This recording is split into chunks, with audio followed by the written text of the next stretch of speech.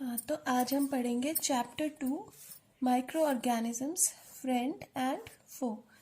तो फ्रेंड मतलब दोस्त और फो मतलब दुश्मन। तो कुछ माइक्रो ऑर्गेनिजम्स ऐसे होते हैं जो हमारे दोस्त होते हैं, हमारे को अच्छा करते हैं, और कुछ ऐसे होते हैं जो हमारे दुश्मन होते हैं, जो हमारे लिए हार्मफुल होते हैं, हमारे लिए खतरनाक होते हैं।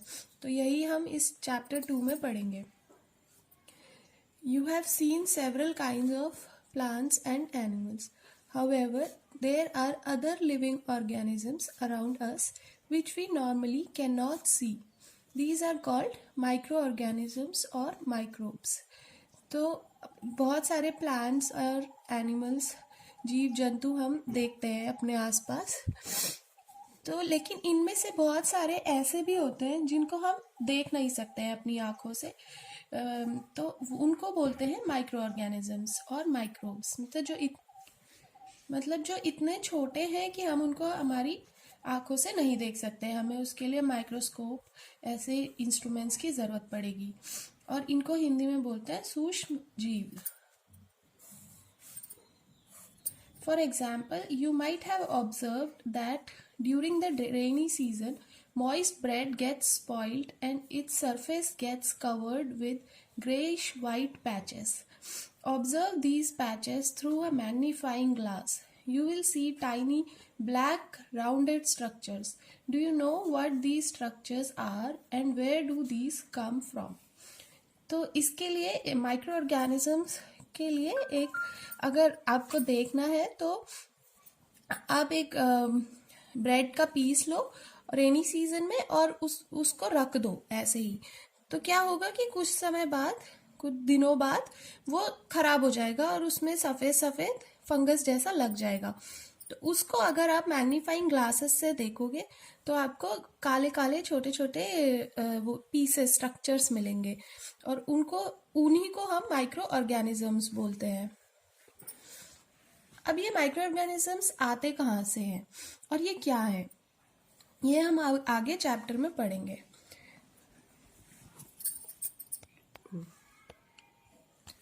हाँ, तो आगे बढ़ते हैं। 2.1 है माइक्रो ऑर्गेनिजम्स। तो इसमें हमें दो एक्टिविटीज़ दे रखी है, एक्टिविटी 2.1 एंड एक्टिविटी 2.2। दोनों ही एक्टिविटी में हमें माइक्रो ऑर्गेनिजम्स को देखना है।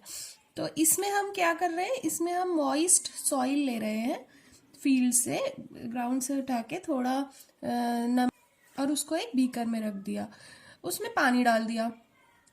After the soil particles have settled down, observe a drop of water from the beaker under a microscope. जब सारे मिट्टी के पार्टिकल्स नीचे जमा हो जाएंगे तो आप एक छोटा सा ड्रॉप वाटर का लेके उसको माइक्रोस्कोप के अंदर देखो। तो देखते हैं हमें क्या मिलता है। तो उसमें हमें क्या मिलेगा, हमें छोटे छोटे माइक्रो ऑर्गेनिजम्स माइक्रोस्कोप में दिखेंगे, जो कि हमें बिना माइक्रोस्कोप के नहीं दिखेंगे। उन्हीं को हम माइक्रो ऑर्गेनिजम्स बोलते हैं। और दूसरी एक्सरसाइज में ये है कि एक पॉन्ड से, जो कि इकट्ठा हो जाता है जहाँ पानी, वहाँ, तो पॉन्ड जैसे तालाब में पानी इकट्ठा हो जाता है, वहाँ से हम एक कुछ ड्रॉप ऑफ वाटर लेंगे और उसको एक ग्लास स्लाइड में रख देंगे और फिर देखेंगे कि माइक्रोस्कोप के अंदर हमें क्या दिखता है। तो ये भी हमें माइक्रो ऑर्गेनिजम्स ही दिखेंगे यहाँ पे भी। और ये एक्सरसाइज हम स्कूल खुलने पे स्कूल में करेंगे, क्योंकि आप लोग के पास माइक्रोस्कोप घर पे नहीं होंगे। Do you find tiny organisms moving around? तो यहाँ पे जब हमें एक्सरसाइज करेंगे स्कूल में, तब हमें देखेंगे हम कि बहुत सारे छोटे छोटे ऑर्गेनिजम्स, काले काले, वो सब हमें घूमते फिरते नजर आएंगे उस पानी में, जो कि हम अपनी नॉर्मल आंखों से नहीं देख पाएंगे। तो वही है micro organisms. These observations show that water and soil are full of tiny organisms, though not all of them fall into the category of microbes. These microorganisms or microbes are so small in size that they cannot be seen with the unaided eye. तो ये जो हमने activities करेंगे हम, उससे हमें पता चलेगा कि वाटर और मिट्टी, पानी और मिट्टी दोनों में ही बहुत सारे छोटे छोटे सूक्ष्म जीव पाए जाते हैं जो कि सारे माइक्रोब्स में नहीं आते हैं। अब हम आगे पढ़ेंगे कि इस माइक्रोब्स में क्या क्या आएगा। तो ये जो माइक्रो ऑर्गेनिजम्स हैं ये इतने छोटे होते हैं कि हम नॉर्मली अपनी आंखों से इसे नहीं देख पाते हैं। अनएडेड आई मतलब कि नॉर्मल सिर्फ अपनी आंखों से हम नहीं देख पाएंगे, हमें किसी टूल की ज़रूरत पड़ेगी इन माइक्रो ऑर्गेनिजम्स को देखने के लिए। जैसे कि हम यहाँ माइक्रोस्कोप यूज़ कर रहे हैं या यहाँ पे आपने मैग्नीफाइंग ग्लास यूज़ किया है। तो ये सारे जो टूल्स हैं ये हमें उसको देखने में मदद कर रहे हैं।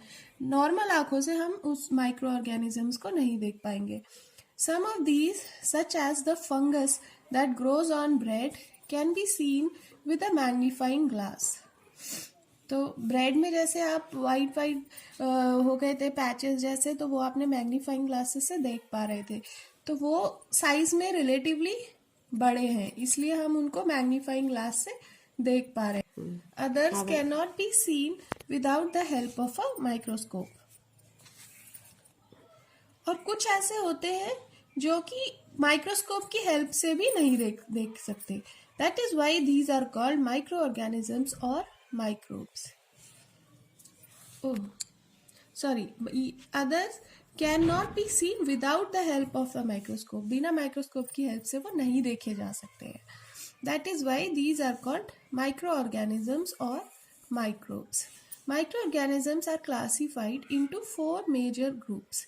तो ये microorganisms को 4 कैटेगरी में डिवाइड किया है, 4 ग्रुप में इनको डिवाइड किया है। These groups are bacteria, fungi, protozoa and algae.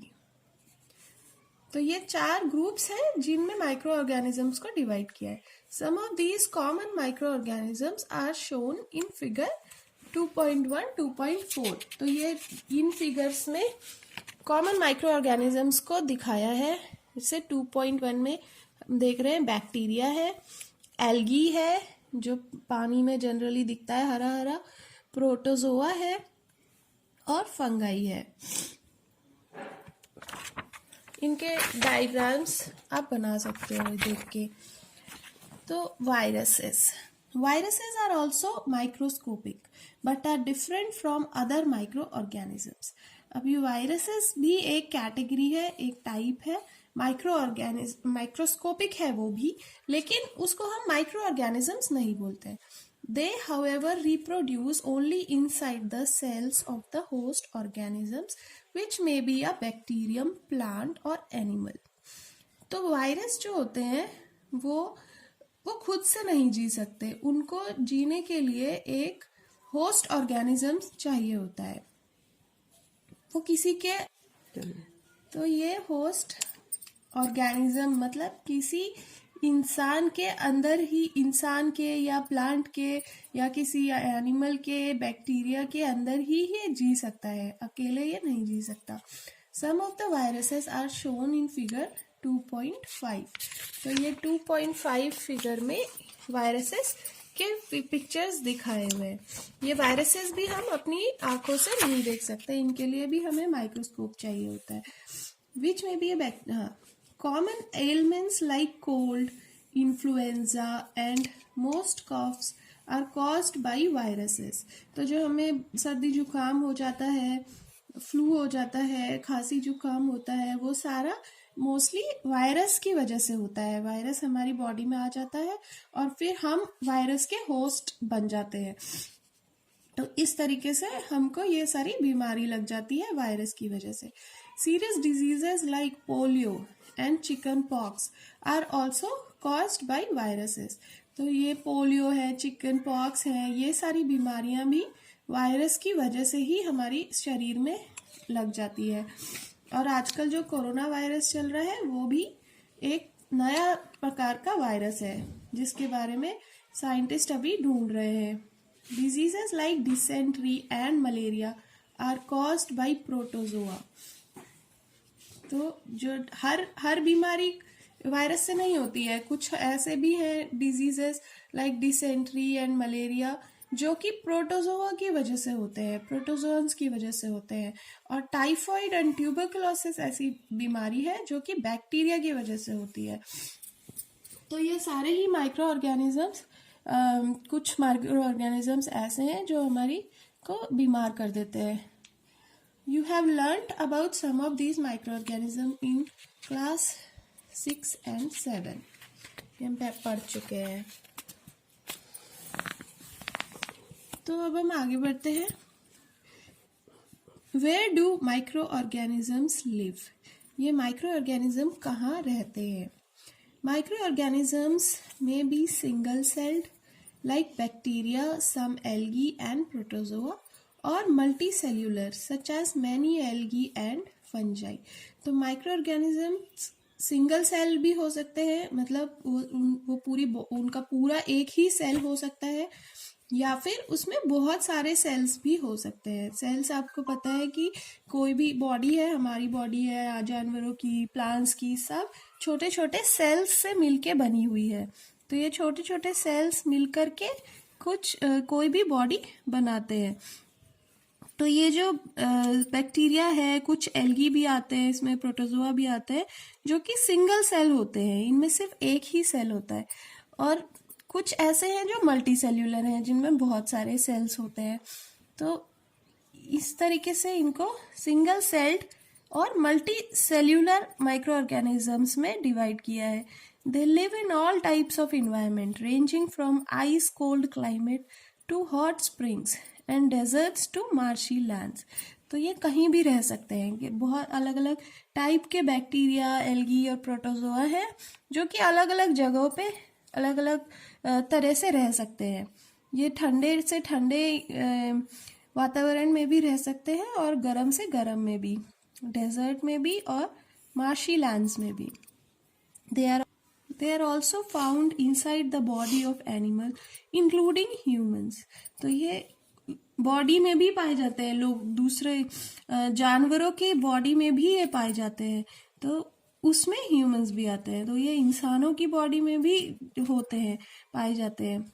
Some microorganisms grow on other organisms while others exist freely.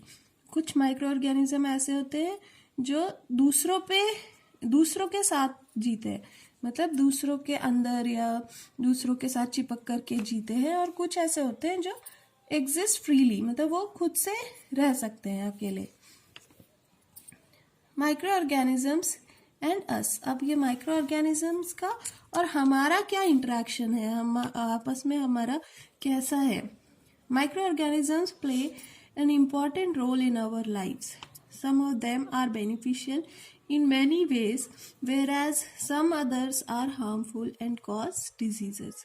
तो माइक्रो ऑर्गेनिजम्स जो होते हैं हमारी लाइफ में ये बहुत इम्पॉर्टेंट रोल प्ले करते हैं, हमें काफ़ी ज़रूरी भी हैं। बहुत से माइक्रो ऑर्गेनिज्म हमारे लिए बहुत फ़ायदेमंद होते हैं, जबकि कुछ ऐसे होते हैं जो बहुत खतरनाक होते हैं और जो हमें बीमारियां फैलाते हैं। तो अब हम इनके बारे में पढ़ते हैं कि कौन से फ्रेंडली माइक्रो ऑर्गेनिजम्स हैं और कौन से खतरनाक माइक्रो ऑर्गेनिजम्स हैं। तो friendly micro organisms are used for various purposes. They are used in the preparation of curd, bread and cake. तो क्या होता है कि हम भी कई बार अपने खाने में इसमें माइक्रो ऑर्गेनिजम्स का इस्तेमाल करते हैं। जैसे दही बनाने के लिए हम भी माइक्रो ऑर्गेनिजम्स का यूज करते हैं। ब्रेड का भी बताना होगा, मुझे नहीं पता। मैंने स्टार्ट कर दिया। तो ब्रेड, अब जैसे ब्रेड बनता है, केक बनता है, कर्ड बनता है, दही बनता है, इन सब चीज़ों को बनाने के लिए माइक्रो ऑर्गेनिजम्स चाहिए होते हैं। Micro organisms have been used for the production of alcohol since ages. तो ये अल्कोहल मतलब कि दारू बनाने के लिए भी बहुत सारे माइक्रो ऑर्गेनिजम्स का यूज होता है. They are also used in cleaning up of the environment. Environment को, वातावरण को सफाई करने के लिए भी माइक्रो ऑर्गेनिजम्स यूज होते हैं. For example the organic waste, vegetable peels, remains of animal, feces, etc. are broken down into harmless and usable substances by bacteria.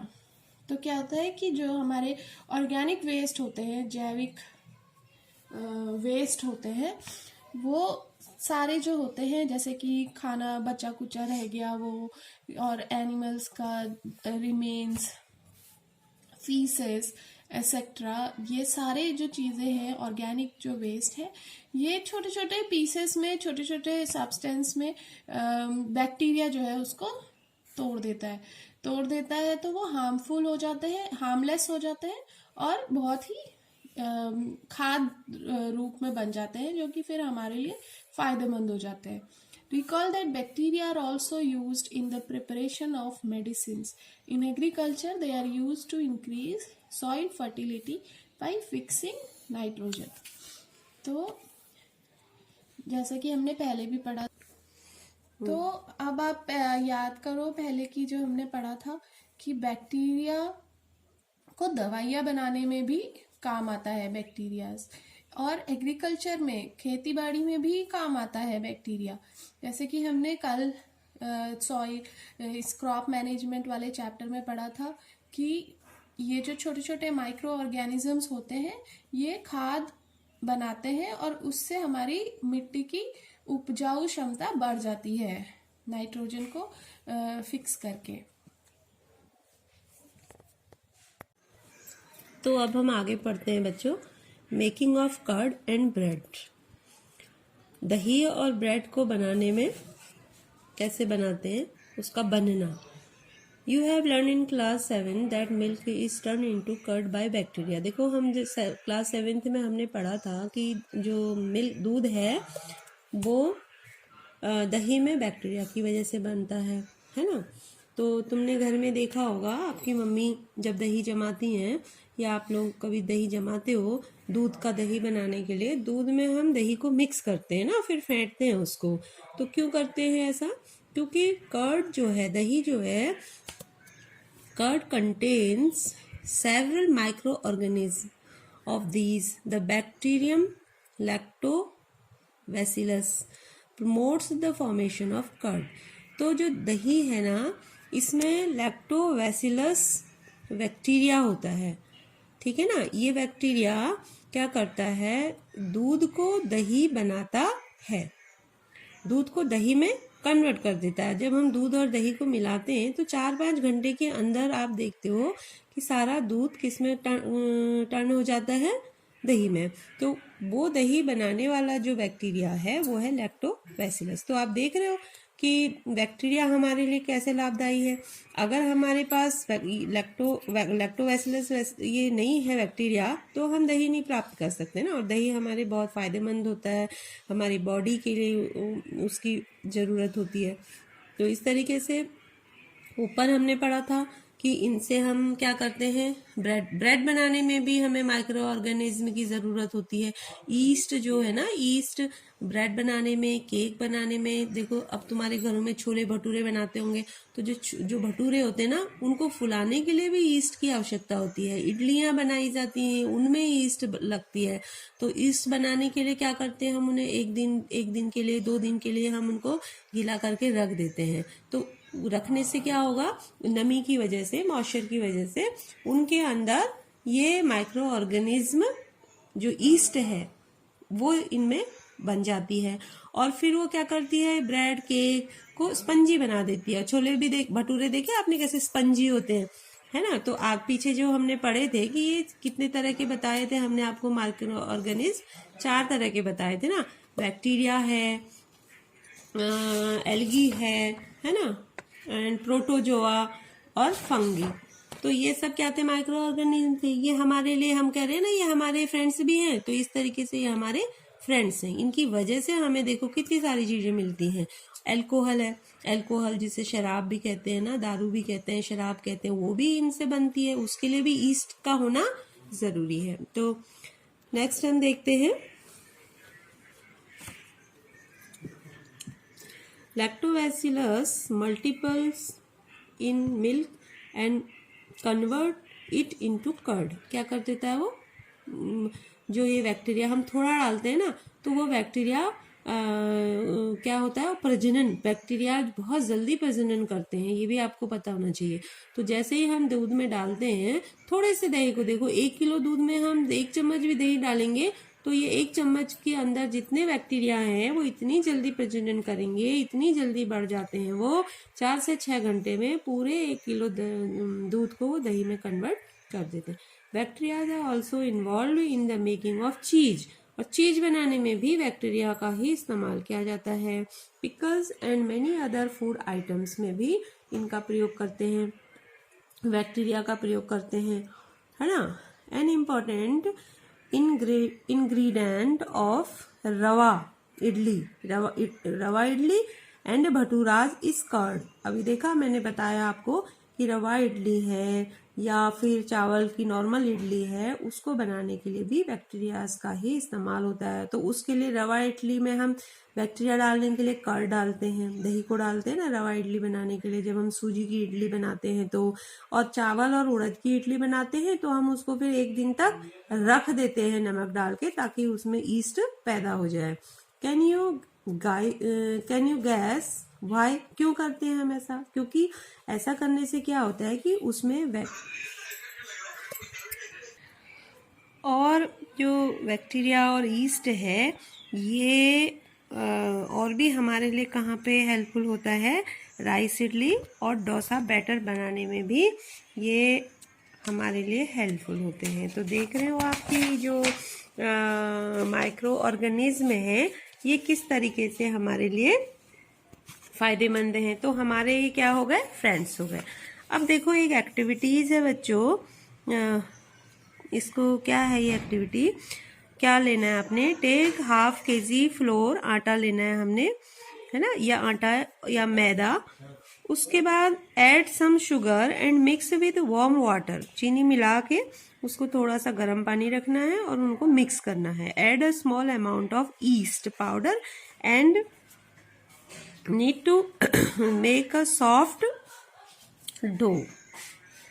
तो क्या है कि इसमें ईस्ट जो है ना ये पाउडर के रूप में भी हमें मार्केट में अवेलेबल होता है ना। तो हम उसमें थोड़ा सा ईस्ट डालेंगे और सॉफ्ट डो बनाएंगे। डो क्या कहते हैं, जैसे कि आप आटा गूंथते हो ना, आटा गूंथते गूंथते फिर एक वो हो जाता है, वो प्लफी हो जाता है और एक गोल राउंड में आ जाता है ना, तो वो डो है। उसको बना, जैसे हम रोटी बनाने के लिए आटा गूंथते हैं और गूंथने थोड़ा थोड़ा पानी मिला के गूंथते हैं और फिर जब पूरी तरह से गूंथ जाता है तो उसको कहते हैं डो।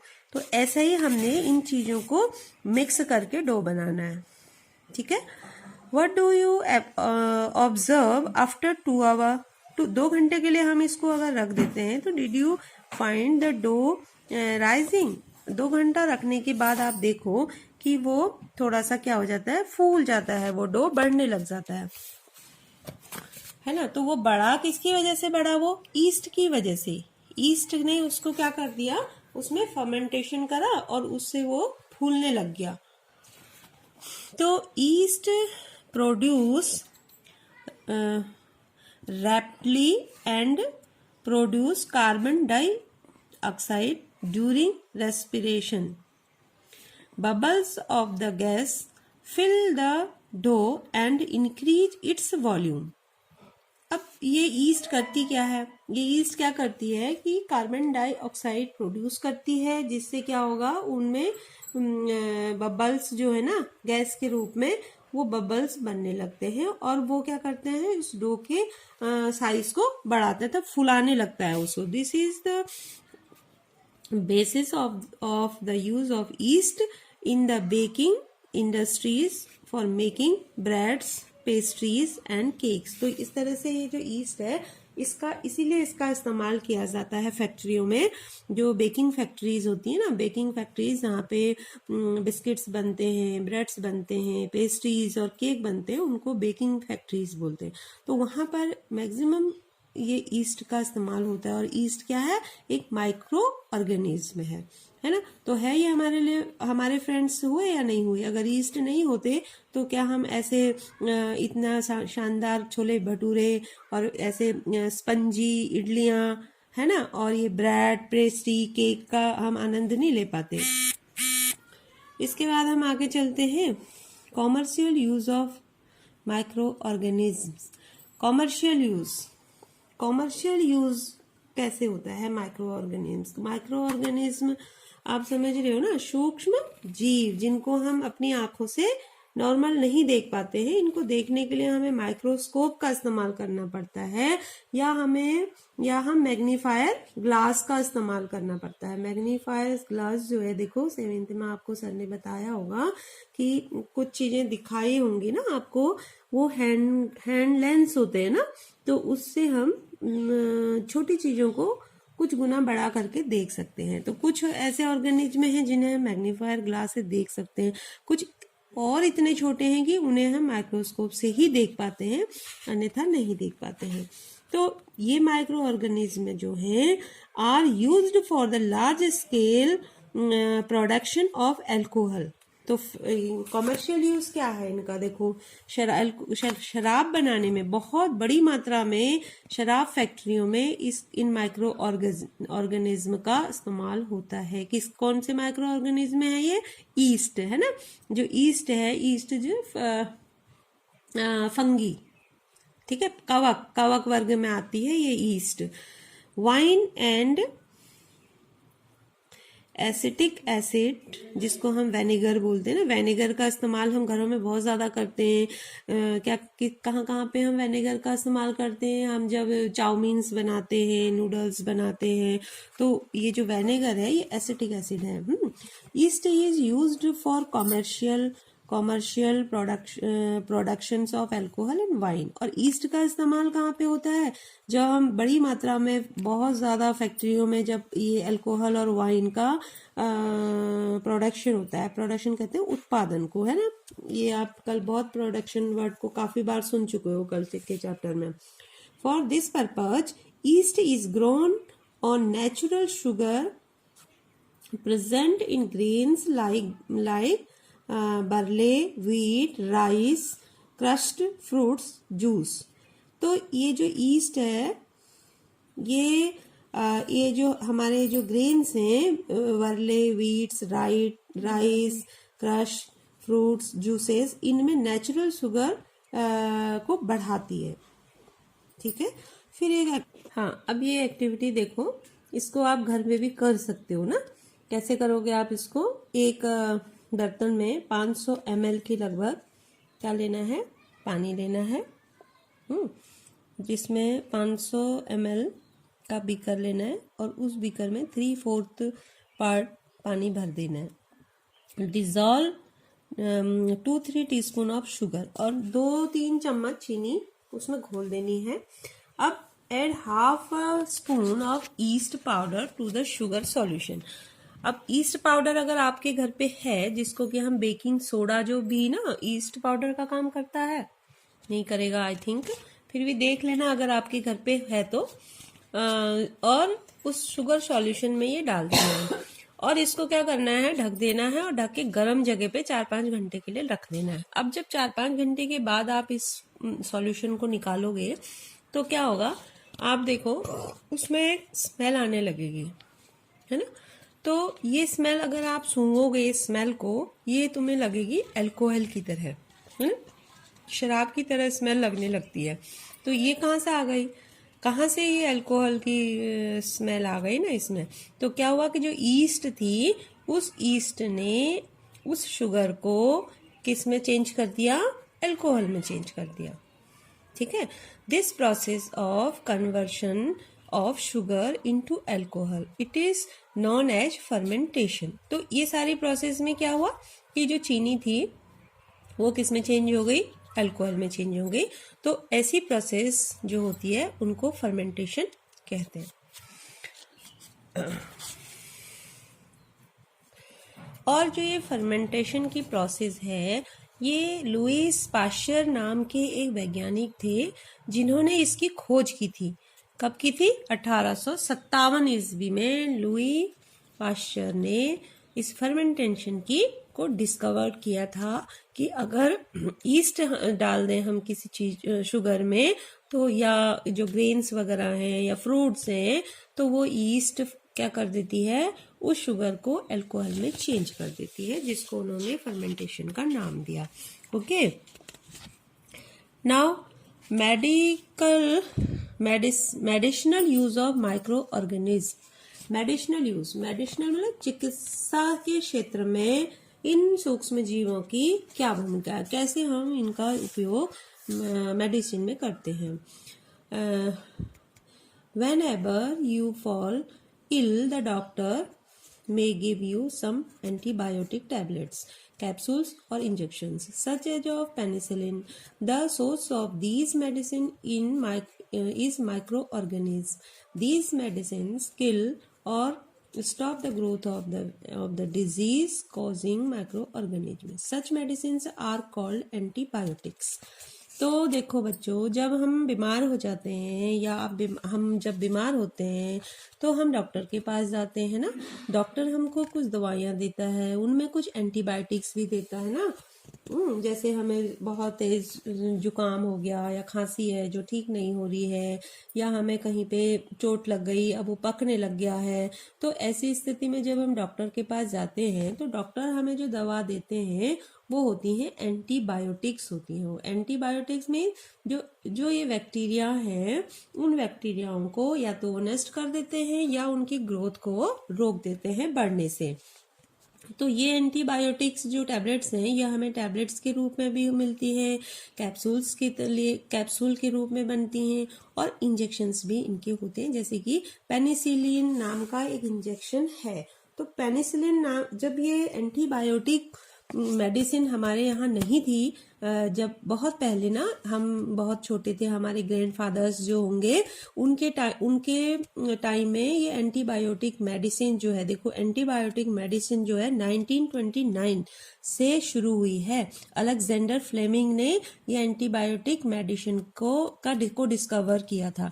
तो उससे पहले क्या होता था कि जो बैक्टीरियल इन्फेक्शंस होते थे या बैक्टीरियल डिजीज हमें लगती थी, या ये माइक्रो ऑर्गेनिज्म से जो हमें बीमारियां होती थी, तो वो ठीक नहीं हो पाती थी, है ना। पहले काफी समय पहले प्लेग जैसी बीमारी, हैजा जैसी बीमारियां जो ये माइक्रो ऑर्गेनिज्म से पैदा हुई है, उनसे क्या था कि बहुत बड़ी मात्रा में लोगों की डेथ हो जाती थी। और क्योंकि इसकी कोई मेडिसिन तो है नहीं, है ना, इन माइक्रो ऑर्गेनिज्म को मारने के लिए कोई मेडिसिन है नहीं जो उन्हें मारे या उनकी ग्रोथ को रोके।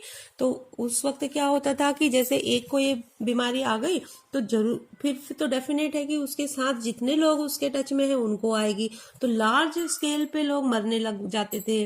और बहुत बार तो ऐसा भी होता था, हम अपने ग्रैंड पेरेंट्स से सुनते थे कि पूरे के पूरे गांव उजड़ जाते थे ना, पूरी फैमिली में लोग मर जाते थे। तो अब मान लो किसी फैमिली में कोई रह गया है इसके इन्फेक्शन से, तो वो भाग जाते थे उनको छोड़ के अपनी जान बचाने के लिए। तो ये बहुत ही खतरनाक दौर था। लेकिन इस दौर का अंत कब हुआ, जब एंटीबायोटिक्स इजाद हुई ना। अलेक्जेंडर फ्लेमिंग ने ये एंटीबायोटिक को डिस्कवर किया, है ना। तो उन्होंने ये डिस्कवर क्या किया, एक तरह से वो एक प्रैक्टिकल कर रहे थे। तो प्रैक्टिकल करते करते क्या हुआ, उन्होंने एक सब्सटेंस था, वो उन्होंने एक ऐसी प्लेट में डाल दिया, फेंक दिया, उन्होंने रख दिया, वो हो नहीं रहा था, और उस प्लेट में माइक्रो ऑर्गेनिज्म थे। तो जब उन्होंने वो फेंक दिया तो थोड़ी देर के बाद उन्होंने देखा कि उस प्लेट में जितने भी माइक्रो ऑर्गेनिज्म थे वो धीरे धीरे न खत्म होने लग गए। तो अचानक से उनको बहुत खुशी सी हुई कि ये तो बहुत अच्छी दवा बन गई है ना। तो इस तरीके से अचानक से उनको ये एंटीबायोटिक जो पेनिसिलिन दवा है ये इजाद हो गई। उन्होंने इसको दिया, पेनिसिलिन नाम दिया, और पेनिसिलियम से ये बनाई जाती है, ठीक है। तो इस तरीके से फिर उसके बाद तो एंटीबायोटिक्स की बाढ़ आ गई, पेनिसिलिन के इंजेक्शन लगने लग गए, सेप्ट्रोमाइसिन आ गई, बहुत सारे एंटीबायोटिक्स आ गए, जिनकी वजह से ये माइक्रो ऑर्गेनिज्म जो है इनको मारा जा सकता था या इनकी ग्रोथ को रोका जा सकता था, जिससे कि जो बीमार है वो जल्दी से ठीक हो जाए। तो जब एंटीबायोटिक हमारे मेडिकल साइंस में आई, उसके बाद तो मैक्सिमम बीमारियों का इलाज संभव हो गया, ठीक है। अभी आजकल एक और माइक्रो ऑर्गेनिज्म आया है ना, परिचित हो आप। 13 मार्च से स्कूल उसी के कारण से बंद हो गए हैं। उसका नाम क्या है? कोरोना फैमिली का है वो, और उसका नाम है कोविड-19। ये भी वायरस है, ये माइक्रो ऑर्गेनिज्म ही है, एक तरह का वायरस है ये। ठीक है। तो अब क्या है कि इस वायरस को मारने के लिए अभी तक साइंटिस्ट कोई दवा नहीं बना पाए हैं, जिसकी वजह से हम इतना डरे हुए हैं। हम बाहर नहीं निकल रहे हैं, आप भी नहीं निकल रहे होगे, स्कूल्स हमारे बंद हैं, ऑनलाइन हमारी पढ़ाई चल रही है ना। अब ये ऑनलाइन भी नहीं कह सकते हम, ये तो काम चलाने के लिए हम आपको ग्रुप्स में भेज दे रहे हैं और आपने पढ़ना है बच्चों, इसी तरह से पढ़ाई होगी आपकी, है ना। तो अब इस कोरोना वायरस से भी हमने फाइट करना है। कैसे फाइट करना है? हमने 1-1 घंटे में साबुन से हाथ धोने हैं पूरे 20 सेकंड तक। कैसे धोने हैं? ये देखो, ऐसे धोने हैं, फिर इन जगहों पे ऐसे धोने हैं, इधर इधर धोने हैं, यहाँ ऐसे ऐसे, और बहुत अच्छी तरह से कोई भी साबुन लगा के हमने हर घंटे में हाथ धोने हैं। अगर हम बाहर जा रहे हैं तो हमने किसी सरफेस को टच नहीं करना है। अगर टच कर दिया है हमने तो फिर उन हाथों को हमने अपने मुंह पे, आंखों में नहीं लगाना है। घर आके या जहां पर भी आपको साबुन मिल रहा है उससे हाथ धो लेने हैं, या अपने पास एक सैनिटाइजर की शीशी रखनी है। सैनिटाइजर भी क्या है, वो भी साबुन का ही काम करता है, जो कि वो एंटीबायोटिक, जो ये वायरस कोरोना कोविड है ना 19, उसको मार देगा अगर आपको के पास वो कहीं से आ गया है तो। ठीक है। और घर से बाहर बिल्कुल भी नहीं निकलना है आपको। ठीक है। अगर कभी बच्चों को तो कुछ काम ही नहीं होता बाहर का, तो आपने घर के अंदर रह के सारे विषयों की पढ़ाई करनी है। ठीक है। और मास्क पहन के रहना है। ठीक है। तो अब ये ठीक हो गया। क्या हो गया? माइक्रो ऑर्गेनिज्म से पेनिसिलिन बनी, सेप्ट्रोमाइसिन बनी, है ना, टेट्रासाइक्लिन बनाई गई, और क्या है, अर्थोमाइसिन। तो इतनी एरिथ्रोमाइसिन, इतनी एंटीबायोटिक्स इन माइक्रो ऑर्गेनिज्म के द्वारा बनाई गई। तो आप देख रहे हो इनकी वैल्यू क्या है हमारे लिए। तो एटलीस्ट ये हमारे क्या हो गए, ये हमारे फ्रेंड्स हो गए। तो सारे बैक्टीरिया, सारे माइक्रो ऑर्गेनिज्म हमारे फ्रेंड्स नहीं होते हैं, सारे माइक्रो ऑर्गेनिज्म हमारे एनिमी भी नहीं होते हैं। कुछ माइक्रो ऑर्गेनिज्म है जो हमारे फ्रेंड्स होते हैं, जो हमें इतनी सारी चीजें, देखो इतने सारे हमारे खाने में, हमारे दवाओं में, और ये हमारे लिए लाभदायी हैं। तो इसके अलावा ये हमारे एनिमीज भी होते हैं, ये हमें बहुत सारी बीमारियां भी फैलाते हैं, जैसे अभी हम आपको कोविड-19 के बारे में बता रहे थे।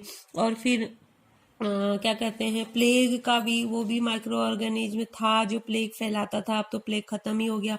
चेचक है, वो भी माइक्रो ऑर्गेनिज्म है। टीवी है, ट्यूबरक्लोसिस जिसको कहते हैं, वो भी माइक्रो ऑर्गेनिज्म से फैलता है, जो कि बैक्टीरिया से फैलता है ना। फिर एड्स है एक बीमारी, आपने सुना है उसका नाम, और स्वाइन फ्लू आई थी इससे पहले। ये सब क्या है, ऐसी डिजीज हैं ये जो माइक्रो ऑर्गेनिज्म हमें करते हैं। तो इस तरीके से ये क्या हो गए, हमारे एनिमीज हो गए। ठीक है। अब commonly known antibiotics which are made from fungi and bacteria.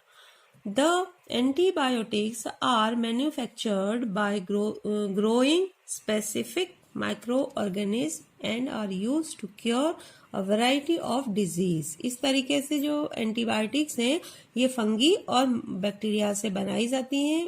इनको ये जो केमिकल इंडस्ट्रीज हैं वो इन्हें बनाती हैं, और ये हमारी बीमारियों में, बहुत तरह की बीमारियों से ये हमें बचाती हैं। Antibiotics are even mixed with the feed of livestock and poultry, or to check microbial infections in animals. They are also used to control many plants disease. अब जो ये एंटीबायोटिक्स है ना, इनका प्रयोग अब देखो यहाँ पे क्या है कि ये जो एंटीबायोटिक्स हैं जो पोल्ट्री फार्म्स लोग लगाते हैं ना, जहाँ पे कि छोटी छोटी बड़ी बड़ी मुर्गियाँ होती हैं, है ना, तो और भी कई सारे एनिमल में ये एंटीबायोटिक्स मिलाई जाती हैं ताकि उनमें किसी तरह के का बैक्टीरियल इन्फेक्शन या जो ये माइक्रो ऑर्गेनिज्म से होने वाला जो इन्फेक्शन है वो ना होए। और इसके साथ साथ प्लांट डिजीज में भी इन एंटीबायोटिक्स का इस्तेमाल होता है। प्लांट पौधों में भी तो बहुत सारी बीमारियां लगती हैं, है ना, तो वहां पर भी इन एंटीबायोटिक्स का प्रयोग किया जाता है। It is important to remember that antibiotics should be taken only on the advice of a qualified doctor. अब यहाँ पे क्या है कि आपको ये बात जरूर ध्यान रखनी चाहिए कि कोई भी एंटीबायोटिक दवा आप अपने मन से नहीं लेंगे। तो किससे लेंगे? आपको कोई भी बीमारी होती है तो आपने किसकी एडवाइस लेनी है? क्वालिफाइड डॉक्टर्स की लेनी है। बच्चों, इस इलाके में पिरूमदारा में बहुत सारे डॉक्टर्स कह के दुकानें खोली है उन्होंने, लेकिन वो डॉक्टर्स नहीं है, वो फर्जी डॉक्टर्स हैं। तो ये कई बार क्या होते हैं, ये लोग खतरनाक भी साबित होते हैं। इसलिए आपने किससे लेनी है दवाइयाँ? क्वालिफाइड डॉक्टर्स से। जैसे कि आप चले जाओ सरकारी अस्पताल में चले जाओ, है ना, वहां पे आपको सारे डॉक्टर्स क्वालिफाइड मिलते हैं। Also, you must complete the course prescribed by the doctor. और क्या करना है? जो भी डॉक्टर ने आपको जितने दिन का कोर्स दिया हुआ है वो आपने कंप्लीट करना है, क्योंकि इन माइक्रो ऑर्गेनिज्म को मारने के लिए हमें पूरा कोर्स करना होता है। अगर हमें डॉक्टर ने 5 दिन की दवा दी है तो हमें 5 दिन की दवा लेनी है, नहीं तो इनका जो लाइफ साइकिल है वो खत्म नहीं होगा। If you take antibiotic when not needed और in wrong doses, it may make the drug less effective when you might need in it future. Also, antibiotics taken unnecessarily may kill the beneficial bacteria in the body. तो ये जो antibiotics हैं ये हमारे शरीर पे थोड़ा गलत इफेक्ट भी करते हैं, क्योंकि इनका काम है जो माइक्रो ऑर्गेनिज्म है उनको मारना। अब हमारे शरीर के अंदर कुछ ऐसे माइक्रो ऑर्गेनिज्म या बैक्टीरियाज भी होते हैं जो कि हमारे लिए लाभदायी होते हैं, तो ये उनके साथ इन्हें भी मार देते हैं। इसलिए ये जो एंटीबायोटिक्स हैं इनको अधिक मात्रा में भी नहीं यूज करना है। Antibiotics however are not effective against cold and flu as these are caused by virus. अगर कहीं पे आपको ठंडे या फ्लू में आपको एंटीबायोटिक्स काम नहीं कर रही है तो इसका मतलब है कि जो आपको डिजीज है वो किससे लगी है? वायरस से लगी है। ठीक है, अब हम पढ़ेंगे वैक्सीन।